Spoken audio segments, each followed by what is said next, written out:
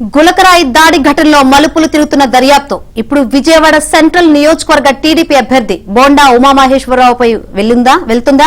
కేసులో ఆయనను నిందితుడిగా చేర్చే ప్రయత్నాలు జరుగుతున్నాయా అంటే ప్రస్తుతం జరుగుతున్న పరిణామాలు అందుకు అవుననే సమాధానం ఇస్తున్నాయి. విజయవాడ మొగల్రాజపురంలోని బోండా ఉమా ఇంటి వద్ద అజిత్ సింగ్ నగర్ పార్టీ కార్యాలయం వద్ద నిన్న రాత్రి హైడ్రామా నడిచింది. ఉన్నట్టుండి ఒక్కసారిగా పోలీసులు పార్టీ కార్యాలయం వద్దకు చేరుకోవడంతో అక్కడ ఉద్రిక్త పరిస్థితులు ఏర్పడ్డాయి. పోలీసులు వచ్చి ఇచ్చిన సమాచారం తెలుసుకున్న పార్టీ కార్యకర్తలు భారీ సంఖ్యలో కార్యాలయం వద్దకు చేరుకున్నారు.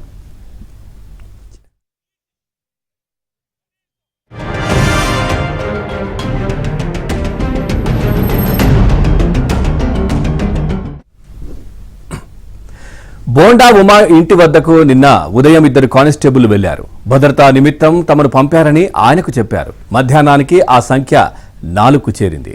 దీంతో బోండా ఉమాకు అనుమానం వచ్చింది. తర్వాత కారులో ఇంటి నుంచి అజిత్ సింగ్ నగర్లోని పార్టీ కార్యాలయం వద్దకు చేరుకున్నారు. కాసేపటికి టాస్క్ ఫోర్స్ అధికారి లా అండ్ ఆర్డర్ అధికారులు పార్టీ కార్యాలయానికి సమీపంలో వేచి ఉన్నారు. తర్వాత పోలీస్ సిబ్బంది చేరుకున్నారు. దీంతో బోండా ఉమాను అరెస్టు చేసే అవకాశం ఉన్నాయని ప్రచారం జరిగింది.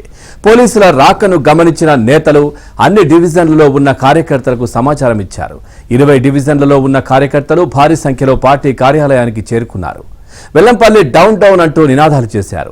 రాత్రి వరకు బోండా ఉమా పార్టీ కార్యాలయంలోనే ఉండి నేతలతో సమావేశమయ్యారు. జరుగుతున్న పరిణామాలపై చర్చించారు. పార్టీ కార్యాలయం వద్ద సుమారు 2.5 గంటల పాటు హైడ్రామా నడిచింది. కార్యకర్తలు వెళ్లిపోవాలని పోలీసులు హెచ్చరించారు. అయినా వారు అక్కడి నుంచి కదల్లేదు.